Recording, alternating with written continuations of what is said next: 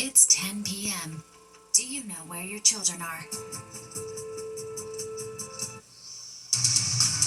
Right now on the 10 o'clock news. Zoran Mamdani surges ahead of Andrew Cuomo in a new poll as the other candidates for mayor try to close the gap with summer winding down. And changes in the air, heat and haze is gripping the tri-state, but this stretch of dry weather is about to come to an end. The first breaking news, police flood a block in Flatbush, Brooklyn, shooting a man with a gun. Good evening, welcome to the 10 o'clock news. I'm Steve Lacey. And I'm Natasha Burma. That man is now in critical condition. Let's get right outside to Meredith Gorman live at the scene. Meredith, what can you tell us tonight? Natasha, this is still a developing situation. A press conference should be held just minutes from now, but we do know there was a police-involved shooting in an area with a lot of foot traffic. It's very busy around here. Now, take a look at this video from the Citizen app. Authorities say at 7:33 p.m., they responded to reports of shots fired at 533 Ocean Avenue. They discovered a 22-year-old male with a firearm at the scene. Now, officials say police discharged their weapons, shooting the male, and a witness tells me the shots going off in broad daylight sounded like fireworks. The wounded man was taken to Kings County Hospital where he's in critical condition, and police did recover the firearm. Now, this is still a developing situation. We do not know if other suspects were involved or if words were exchanged, but we hope to hear more information just minutes from now when a press conference will be held here on scene. Natasha and Steve? Very well. All right, thanks, Meredith. And the humidity's back, and with it, the threat of thunderstorms. That's right. Chief Meteorologist Nick Gregory is tracking the changes. Nick, what's the latest? Yeah, we'll be seeing those thunderstorms threatening starting tomorrow afternoon, maybe even the early part of the afternoon hours. Until then, just kind of warm and humid.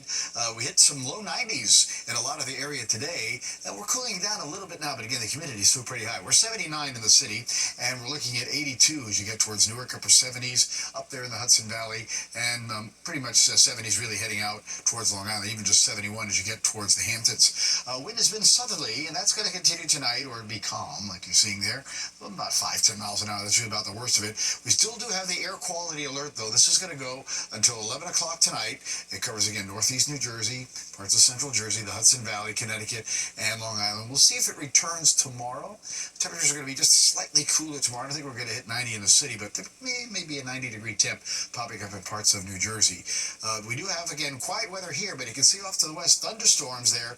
Michigan heading on down towards the Chicagoland area, and again, those scattered showers and storms even in parts of the southeastern states. This cold front slowly meandering towards us. That's going to increase the shower and thunderstorm threat. As you'll see in our futurecast overnight, it does stay quiet for now. Few clouds, some 60s north and west, mid-70s in the city, lower 70s at the coast until you get to the Hamptons. Now, tomorrow, a combination of sun and clouds, but again, temperatures will be in the upper 80s to about 90s. You get towards the Newark area and see those thunderstorms firing even in the early afternoon, and by about 7 o'clock or so, some more storms could be producing some locally heavy rainfall in a good part of the area. Tomorrow night, still kind of humid, a shower, thunder shower here and there, and even Thursday. That front has not really cleared the area yet, so we'll see the potential for some more scattered showers and thunderstorms as temperatures head on into the middle 80s at that point. Again, our forecast for tonight down to about 74 in the city, just a few clouds around, and more humid as well. And then for tomorrow, again, we'll talk about some sunshine combining with clouds. We'll climb quickly through the 70s. That thunderstorm threat comes in later on in the day. Natasha and Steve? Very well. All right, thanks, Nick. Zoran Mamdani running away with the race for mayor. A new poll shows Mamdani with a nearly 20-point lead over independent Andrew Cuomo. Fox 6's Linda Schmidt joins us live in the newsroom. Linda, how is Mamdani responding to this? Well, we're going to hear from him in just a moment, but first, that Siena University poll does not look good for the mayor. Among registered city voters, he is in last place. Let's take a look at those numbers. The poll shows Zoran Mamdani with 44%, Andrew Cuomo with 25%, Republican nominee Curtis Sliwa with 12%, and Mayor Adams way in the back with 7%. Now, this poll was taken over 4 days last week, and it included 317 registered city voters. Both the mayor and Mamdani responding today to this latest poll. No matter what happens, I improve the lives of working class people. That's what I said I was going to do when I was running. I said I was going to improve the lives of working class people. I did that. By understanding that affordability is an issue that applies to all New Yorkers. We're speaking about tenants today, but it wasn't that long ago where I stood in front of City Hall with a number of council members that are right here to speak about deed theft, to speak about property taxes, to speak about the property tax lien sale. I give you these examples because we are going to earn the trust of New Yorkers across these 5 boroughs in showcasing that our commitment to affordability is sincere and is one that will apply to all. Now, Siena University, by the way, has been conducting polls that have included former Governor Andrew Cuomo for more than 20 years. This poll shows Cuomo has the worst favorability rating that he has ever had, and that includes the month before he resigned from office and the month after over his sexual harassment scandal. Now, tomorrow, former Governor David Paterson will be endorsing Mayor Adams. Steve and Natasha, back upstairs to you. All right, Linda, thank you. And a programming note, you can tune into our brand new show, Battleground NYC, The Fight for Your Vote. It's hosted by SE Cup. We're following the latest up-to-the-minute information on the race for New York City Mayor. It streams every weeknight at 7 p.m. on the Fox Local app and anytime on demand from now until Election Day. A former aide to Eric Adams pleading guilty to a funding scam tied to Adams' 2021 campaign. According to court papers, Mohammed Baha'i made a plea deal and today admitted in court that he helped solicit illegal donations for Adams' mayoral campaign from employees of a Brooklyn construction company at a 2020 fundraiser. Those donations would then have been matched by public funding. Baha'i will be sentenced on November 17th. A judge orders ICE officials to clean up the detention center at 26 Federal Plaza in Lower Manhattan. The 14-day temporary restraining order orders ICE to limit capacity and to give detainees better hygiene, medical care, provide sleeping mats and nutritious meals. This comes after several immigrant rights groups filed a class action lawsuit over the conditions at Federal Plaza. We reached out to Homeland Security and have not heard back. A deadly crash caught on surveillance video in Astoria. Police say just after 8 o'clock this morning, the driver of a Toyota Corolla was trying to avoid another car making a U-turn when he struck and killed 2 pedestrians and collided with a food truck and another car at the intersection of 19th Ave and 42nd Street. The driver of the Corolla also died. We spoke to the brother of one of the pedestrians who was killed. As a father, he's always taking care of his son, taking care of the daughter, tell him to learn, work hard, be nice to everyone, and then that's the only way we're always going to remember him. Multiple witnesses claim the Corolla was speeding before the crash.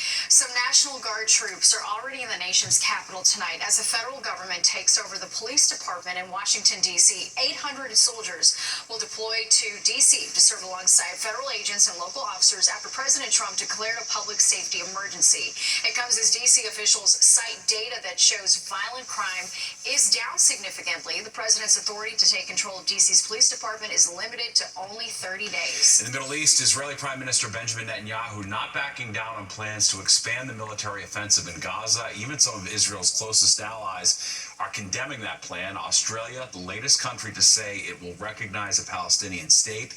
Egypt and Qatar are also reportedly working on a new ceasefire deal. And Netanyahu hinted today that efforts are focused on a deal that would release all remaining hostages at once instead of in phases.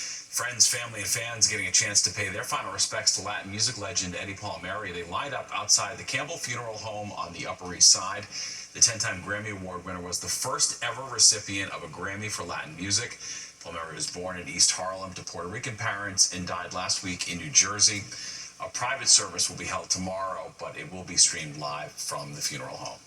Well, corporate security is in high demand after the deadly mass shooting on Park Avenue 2 weeks ago. All right, how companies are reevaluating safety plans and changing the way workers get into the office. And light at the end of the tunnel for Patterson when officials expect the water system to return to normal. And a deep dive into the Taylor Swift universe after the superstar dropped word of a new album early this morning in a surprise podcast appearance.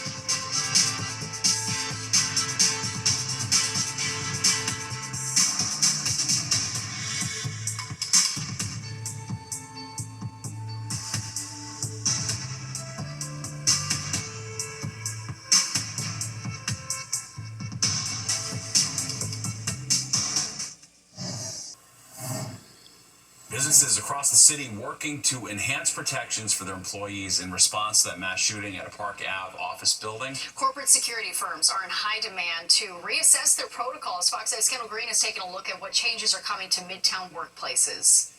The teams at Security USA in Lower Manhattan keep their eyes on every camera of every business they're paid to keep safe. and it's been a busy 2-week stretch after a flood of recent calls with a lot of the same questions.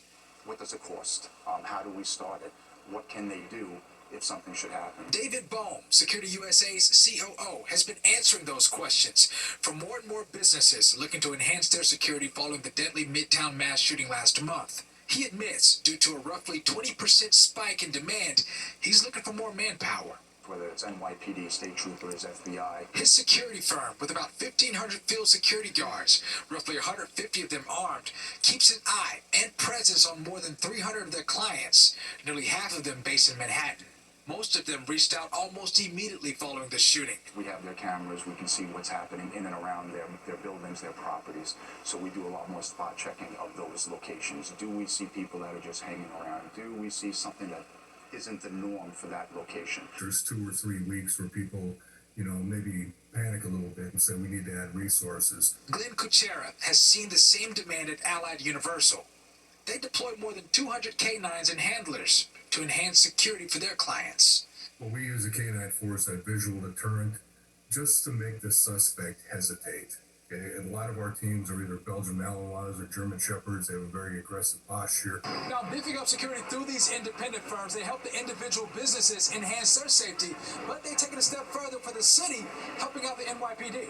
It provides a greater freeing up of NYPD resources, and whereas the officers can now focus on crime control strategies in the particular city, that being New York. That way, officers, in case of an emergency, deal with managing the aftermath and less of the initial threat. It's the police officer that merely comes to place the person under arrest because they've already been detained. Kendall Green, Fox 5 News. And developing tonight, crews in Paterson, New Jersey are making progress on repairing the water main that ruptured last week. More equipment has been brought in and water pressure has started to rise in some areas. But for residents at higher elevations, it can take a little longer. We expect that in the next day or two the system will continue to recover, but it is fairly slow. It's a wide area, and again, that elevation is fighting us. One thing we are working on today is putting a third temporary pump in service where we could run additional water from a high pressure area over to that west side of the Passaic River. A boil water advisory is still in effect for about 200,000 residents in Paterson, Haledon, North Haledon, and Prospect Park. Ushering in her next era, Taylor Swift announces her 12th studio album at 12:12 a.m. on August 12th. The album, The Life of a Showgirl, features an orange and mint color scheme, but we don't know much else about it. So very exciting, and here to talk about all the buzz is music journalist Lindsay Parker. Lindsay, thank you so much for joining us. Thanks for having me. It's not orange, it's pink. I hope that's okay. I love it. So pretty. So fans are already buying the album, and it doesn't even have a release date. Have you ever seen anything like this happen before? I mean, with Taylor, I've seen it.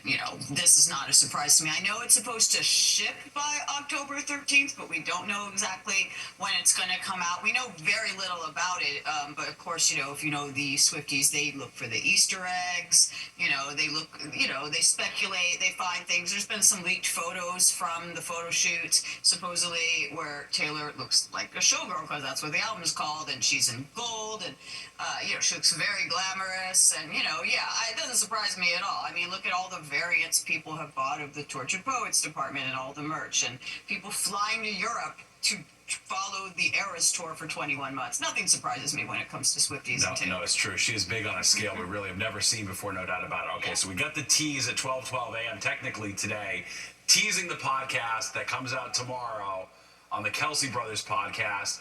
I mean, I've got to figure, before we even get to the album, that podcast might wind up being the most watched and listened to podcast episode of all time.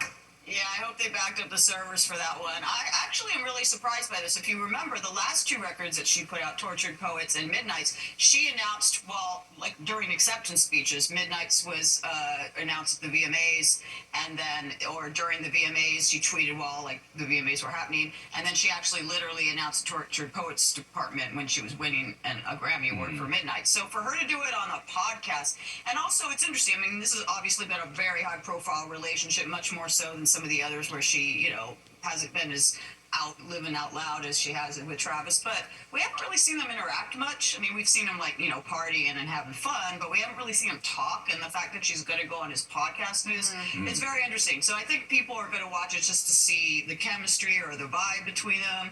Obviously, a lot of people are speculating because, she always writes about her relationships. That's like, what we want from kind of. But the last record, Tortured Poets, was either mostly, what we assume, about Joe Alwyn, which was her last really serious boyfriend of 6 years, or about Matty Healy, who she had some kind of, off and on situationship, the guy from the 1975.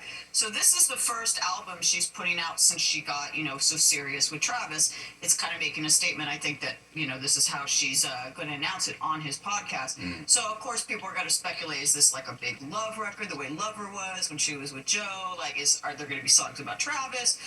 So I think, that whole, like, kind of marketing thing, I don't know if it's marketing, but I don't put anything past Taylor. She's very brilliant when it comes to this stuff. Yeah, she really is a master.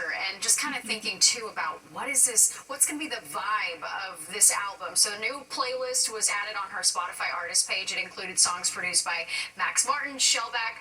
Could any of this indicate the music style of the album? Yes, and I'm very excited about that. I mean, she does, her last couple records, Midnights and Tortured Poets, were the Jack Antonoff kind of indie pop, kind of moody records. Before that, she had Folklore and Evermore, which were, like folk records, and they were great records, especially since they came out during the pandemic. They kind of hit the zeitgeist of the world at that time. But I liked it when she went officially pop. Like 1989 was when they called it officially pop. She's worked with Max Martin before. People watching this don't know who that is. I mean, Google, Wikipedia, pretty much every huge song, like Britney, all the Backstreet Boys, NSYNC, those type of people. The Swedes really know how to do good pop. And I'm here for it because, I feel like there's a lot of Y2K resurgence right now. A lot of people are liking that late 90s boy band thing and the Y2K millennial stuff. And, if she's going to tap into that, I think that's pretty smart. I'm interested in the aesthetic, visually, besides the orange and all that, and the sexy photos that have kind of leaked, because, obviously it's about being a showgirl, but some of the stuff actually reminds me a little bit of her former tour mate, Sabrina Carpenter, a little bit of Chapel Roan, so it's like she's, and obviously on the Eras tour, she wasn't a stranger to wearing, a spangly bodysuit. So maybe the Eras tour is going to be referenced on this record, because like she's just come off one of the biggest, I actually think the biggest tour of all time. Yeah. Yeah, no doubt there. She's a showgirl. She is a showgirl. She truly She knows what is. she's doing. Yeah. No reason to think this won't be the biggest album of all time either. All right, Lindsay Parker, thanks so much for joining us. That was fun. We appreciate it. Yeah, thanks for having me. All right. Well, Tropical Storm Erin expected to be the first Atlantic hurricane of the 2025 hurricane season. It's going to hit the U.S. or stay out to sea. Nick's back next with a look at the tropics. And a warning for New England beachgoers where a great white shark was just spotted. Plus this.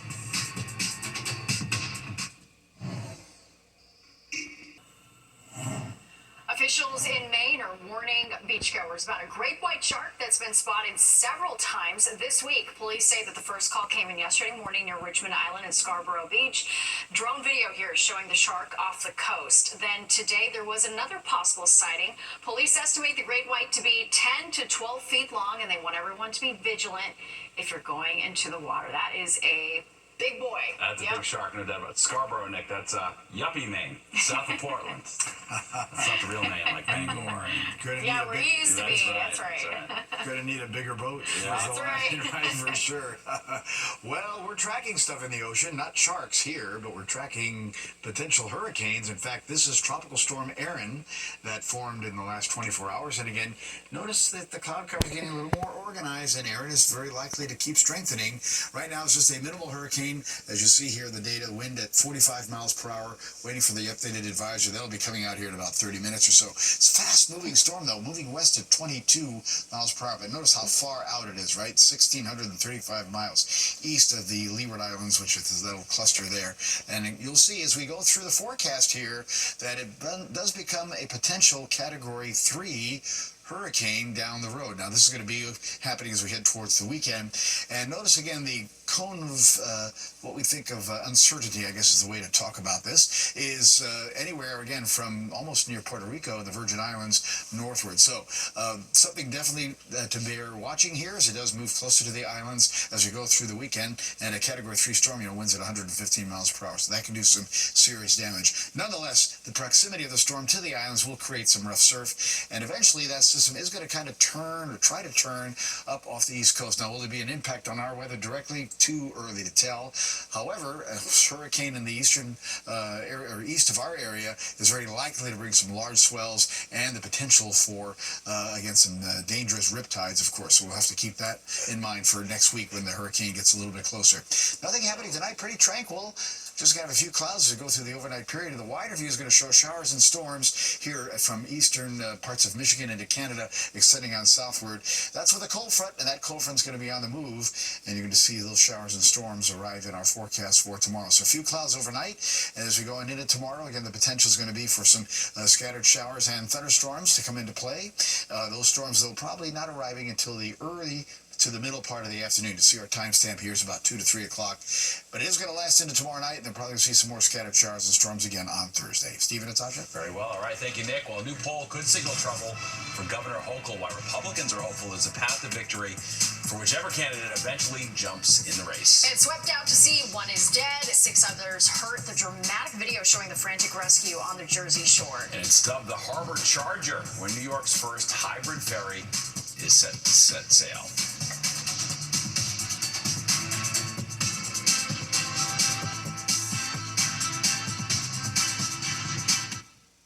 Watching the 10 o'clock news.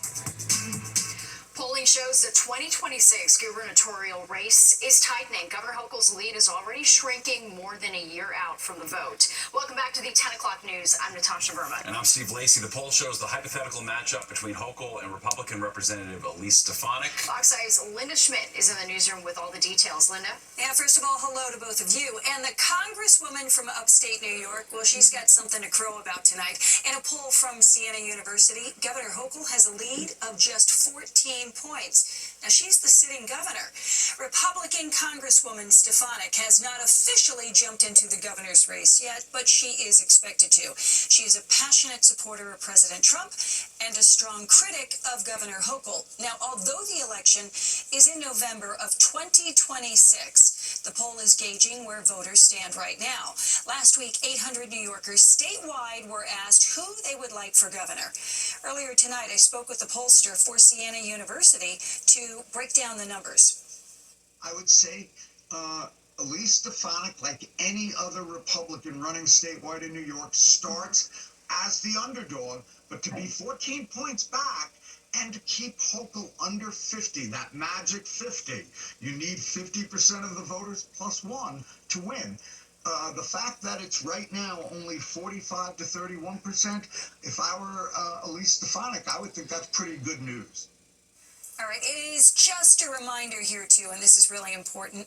Polls are a snapshot in time. That's where things stand right now. Next month, it could be a whole different story. The numbers could be totally different. Back upstairs to you. We'd expect nothing different. All right, thanks, Linda. Well, police investigating a crash between a New Jersey transit bus and a utility truck in Newark. It happened around 10:45 this morning at 15th Avenue and Bedford Street. Thankfully, no one was seriously hurt. Newark officials say 13 people on the bus and one person in the truck were evaluated at the hospital for non-life-threatening injuries. The MTA is adding more seats to Grand Central Madison to accommodate more riders. The agency says the station is seeing a surge in popularity, citing on-time performance and reliability reaching post-pandemic record highs. There are now a total of 70 seats on the mezzanine level of the station, close to platforms and trains. We've begun to increase seating capacity within the terminal, and not just within the terminal as a whole, but more specifically down here on the mezzanine level, where people want to be closer to the tracks so they can access their trains more quickly. So we listened to them and we reacted, but we did it methodically and smartly to make sure we put the seating in the right location. And the LIRR says it broke its post-pandemic ridership record twice in the same week last month. Well, today, Governor's Island unveiled its new hybrid electric ferry. The Harbor Charger is the first of its kind in New York State. The $33 million craft can travel at speeds of up to 66% faster than the current ferries. The Harbor Charger will replace a diesel-powered ferry that's been in use since 1956. A 55-year-old woman died after drowning in Manhattan Beach Park in Brooklyn. Lifeguards pulled her from the water. Citizen App video shows a scene near Oriental Boulevard just after 6 last night. Police say the woman was unresponsive when first responders arrived. She was taken to the hospital where she died. And that's just one of the deadly incidents along the shore. In a separate incident, one person is dead and 6 others are hurt after getting caught in a rip current along the Jersey Shore. All right, it happened after hours when no lifeguards were on duty. Fox 5's Richard G. Kovas shows us that dramatic rescue video. As the surf kicks up, lifeguards along the beach in Seaside Heights spent most of the day calling swimmers back in. Just hours after a 31-year-old man drowned. Drone video shows rescuers on jet skis dragging frightened swimmers to shore after they got caught in a rip current. When they got to the last swimmer, he was still alive. You see EMS performing CPR, but they can't save his life. It was something out of a movie, really. Alex Hall had a front row seat to the chaos that unfolded just before 7 o'clock Monday night. Police say a group of people from Trenton, New Jersey arrived for a late swim, ignoring the red flags and the posted signs that lifeguards had gone home for the day. The family members were just freaking out. I heard screams and one woman coming running over here when the last individual was pulled out. It was awful. They just look terrified and just waving their arms, trying to get attention of the lifeguards. Police say once lifeguards are no longer on duty, the beach is closed. But people come anyway. When there's red flags up, we shut the gates early. We're going to shut the gates early tonight after they close the beach. We're going to shut the gates down. But there's only so much you can do. Red flags have been posted up and down Jersey Shore beaches all summer, reminding swimmers to enter that angry ocean at their own risk. But beachgoers here at Seaside Heights say they do it anyway, and they go out further than they're supposed to, whether a lifeguard is on duty or not. It happens often, though. It's every summer. Since we got down here Friday evening, we basically witnessed that every single day. The guards pulling people out of the water. A reminder to those who come to the shore to cool off the danger that lurks in these waters and why it's so important for swimmers to heed the warnings. In Seaside Heights, New Jersey, Richard Giacovas, Fox 5 News. An important reminder, no doubt. Absolutely. Well, retro soccer jerseys are scoring big on Canal Street. All right, why a UK vintage store decided to open up shop here in New York. A Long Island woman's passion for painting is getting the attention of the PGA. She's been tapped by the organization to create the Ryder Cup poster. All right, Fox 5's Jody Goldberg shows us how her artistic journey brought her to this moment. Elaine Ryder Thompson's dining room doubles as her art display, her den decked out with decades of her work. My first grade teacher taught me how to draw in perspective. The 82-year-old has had a passion for painting ever since. This is my first oil painting I did when I was about 10 years old. What sets her apart, her attention to detail. I was trained like Norman Rockwell. I paint all hand lettering on the painting. People aren't trained to do that anymore. So when the PGA asked her to paint the official Ryder Cup poster, she had a hard time turning it down. I actually was not going to do it because it's a lot of work. But I decided I have to do it because my name is Ryder. A full painting can take months to finish, and Elaine didn't have that kind of time. Instead, she revisited her 2009 U.S. Open painting from the Black Course, where the Ryder Cup will be held, and painted the iconic trophy front and center. I'll take at least 100 photographs when I'm doing a painting. I tour the course. Elaine's portfolio includes Long Island landmarks like the Montauk Lighthouse and the Big Duck, along with Lady Liberty, Pope Francis, and the presidents. John F. Kennedy, Donald Trump, Abraham Lincoln, George Washington, Theodore Roosevelt on his horse, and next will probably be Ronald Reagan. And the Ryder Cup isn't the only place you'll find a great team. Elaine does the painting, and her husband Red makes sure each piece is perfectly framed. I put all the frames together, and then she puts the glass in it, and we work as a team. Only another couple of thousand, then I have to pack up. Together, they're preparing to sell and sign thousands of fine prints. I'll be there for 10 days, from early in the morning until late at night. For Elaine, painting is more than a profession. It's a way to preserve history. In the wintertime, they can look at the golf course on there and imagine themselves out in a golf course when it's snowing here. And as far as an artist with the last name Ryder, a job like this, par for the course. Jody Goldberg, Fox 5 News. Wow, it was meant to be. Yeah, pretty amazing. All right, well, on every grocery shelf, there are snacks with protein. It's the latest diet craze gripping America. But how much do we actually need? A nutritionist is weighing in. From shakes to pasta and popcorn, America can't get enough of protein. All right, but is this protein passion helping us bulk up, or is it just a diet and culture fad? Fox 5 Jennifer Williams has the scoop. We definitely are in the midst of a protein craze right now. Protein, once seen as a bodybuilder's best friend to bulk up, is now seen as a must in pretty much everyone's diet. The reality is you need balanced nutrition with healthy fats. Again, your avocados, olive oils, nuts and seeds, your fish oil, and get your healthy carbs and get a high protein carb. Everybody's really focused on protein and putting protein in literally everything. So, how much protein do we really need? For most adults over the age of 18, we're seeing a recommendation of a little under 1 gram of protein per body weight in kilograms. I've read a lot of studies that, there's this certain amount of grams that you need to eat per kilogram of body weight now, especially if you're active at the gym. So I've definitely had to jack up my protein eating for sure.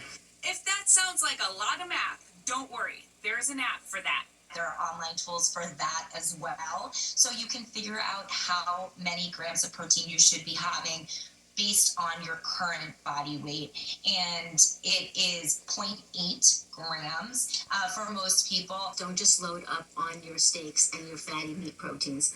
Balance it out with some plant-based protein and some meat-based protein. Go with beans. They're the best source of protein. They're very high in fiber and other macronutrients. So I'm a vegetarian, so I try to supplement it with protein shakes. You heard that right. Not all protein is created equal, and lean plant-based protein is the way to go.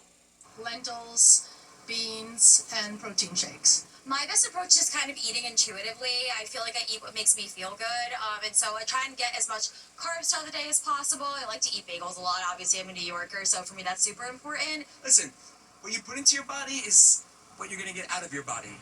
On the Upper East Side, Jennifer Williams, Fox 5 News. Everyone's a nutritionist. Everyone's an expert out there. Yeah, that was like a confession more than a dietary piece. It's all right. No, I know, we're all trying to hit our protein goals. It ain't easy, Nick, is it? No, it is not. But as long as you hit those goals, and yes, plant-based protein is a good thing. That's the hard part. When you get into the protein, it gets so much easier to go into steak and all this stuff. You're like, oh, I'm not supposed to do that. I digress. I just let my wife handle this. She's smart. She knows. She goes, oh, we're having this and we're having this. I'm like, Athena's got yes, it. Dear. She's got it. I'm like, yes, dear. So our forecast is looking pretty decent again. Quiet night ahead here. A little more humid out there right now, but it's mainly a clear sky. And it was a hot day. We got to 91 for the high, 71 for the low, and those numbers range just a little bit above average here. Notice the average high now is down from about a week or so ago, and our daylight is of course shrinking. Sunrise 6:03 down 7:58, so you got the sun coming up after 6 a.m. and going down before 8 p.m. and we lose about 70 minutes of daylight during the month of August. All right, right now it is 79, again mainly clear, winds out of the south but light, humidity high because we have a dew point in the upper 60s, so it's pretty uncomfortable. Pressure is 2997, just kind of holding flat and steady right now, and the temperatures are kind of holding in the 70s to about 80. It's 82 at Newark, 80 at Scranton and Allentown still at this hour. Then it cools down, 74 White Plains to 71 to get out to the Hamptons. And again, we're looking at dew point numbers upper 60s to about 70. That's getting into the uncomfortable range, especially once you get over 70. And it's going to stay pretty humid the next couple of days. The south wind's going to stay as well, 5-10 miles per hour. And that's going to last, like I said, in through tomorrow. And that will also help to maybe enhance some thunderstorms around here for tomorrow afternoon. All right, low 90s. A lot of 90s here today. Poughkeepsie, Sussex to Midtown, low 90s there. Almost had it. Belmar, a little cooler than the Hamptons. Hartford hitting 91. Now look at some of these numbers here. We had temperatures climbing into the higher 90s. Concord, New Hampshire, 96. Burlington, Vermont today, 98 degrees. Was one of the highest temperatures recorded there in quite some time, I think, for a record breaker for them. 90 Philadelphia State College as well. Low 90s Cleveland. And as you head on southward there towards Nashville, they were at 90 degrees for today as well. All right, there we go. Oh, there's that Burlington temperature. I think it popped up there. Let me see if it can come back up. Yeah, there it is, 98. I thought so. Okay, here's our close-up satellite view. Nothing really going on here. You got to go all the way out towards Michigan, down to the Ohio Valley with a cold front that's coming through. That's triggering some thunderstorms, and that's going to be coming our way. That front will take till about Thursday to get on through. So we're going to start to see an enhanced risk for thunderstorms again into tomorrow afternoon and into tomorrow evening. In fact, you'll see that here on the Futurecast overnight. Just a few clouds, 60s to the north and west, mid-70s in town, and lower 70s you head towards the coast. Now, as early as tomorrow afternoon, look at the timestamp here. Thunderstorms already get going. We're going to be in the upper 80s. I don't think we're going to hit 90 in the city, but we probably will at Newark. And then those thunderstorms keep going on into the evening time frame. Some of them could produce some locally heavy downpours, so just keep that in mind as well. Even into tomorrow night, still some scattered showers and some thunder showers even into Thursday as well, as temperatures cool off a little bit on Thursday, mostly middle to some upper 80s. But again, we won't be done with the thunderstorm threat either. All right, boating forecast: wind southwest 5 to 10, about 2 to 3 waves on the ocean, 1 to 2 on the sound, and careful because of the risk of rip currents. And UVI's A, you'll burn pretty quickly. 74 tonight, but 60s. Some of the suburbs, again, a few clouds, and we'll talk about, again, a bit more humid. Some sun and clouds tomorrow. The showers and thunderstorm threat comes in the afternoon, as we noted, as we get to about 89 for the high. And then as we go on and take a look at the 7th day, you're going to see the temps stay in the 80s. More thunderstorms Thursday. Friday, just humid with sunshine, and we'll take that into the weekend. Back to the low 90s by Sunday. Maybe some storms at night. And we'll be back to the 80s Monday and Tuesday. Looks very Augustine. Yeah, it sure does indeed. All right, thanks, Nick. Well, a warning from Bad Bunny fans. Yeah, what you need to know about fake tickets being sold for his shows in Puerto Rico.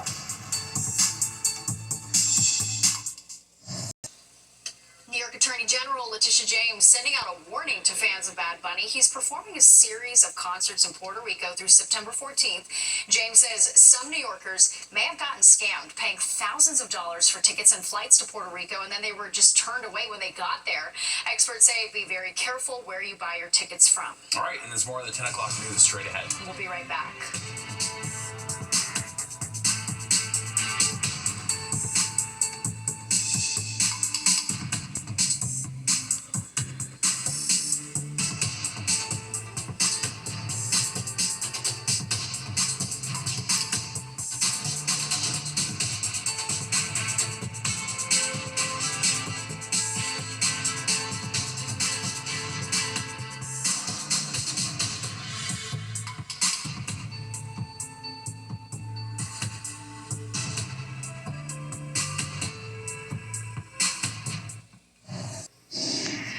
Next year's FIFA World Cup, fans are snapping up jerseys for their favorite team, and many are heading to classic football shirts in Soho. That's because they sell retro jerseys from some of the world's most popular clubs. Some kits dating back decades, making them just as much as collector items as they are fan gear.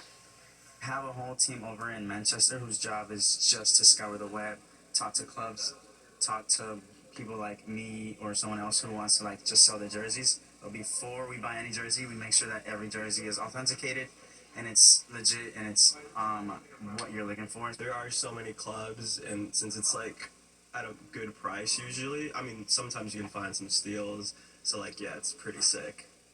And when it comes to bestsellers, workers say Messi and Ronaldo shirts are hot, with workers barely able to keep Ronaldo jerseys on the shelves. Not very surprising there. Yeah. Makes sense. So, want to play Uno but can't draw enough people? Don't skip out on the opportunity to play with your dog. A woman claims she taught her pups how to play Uno.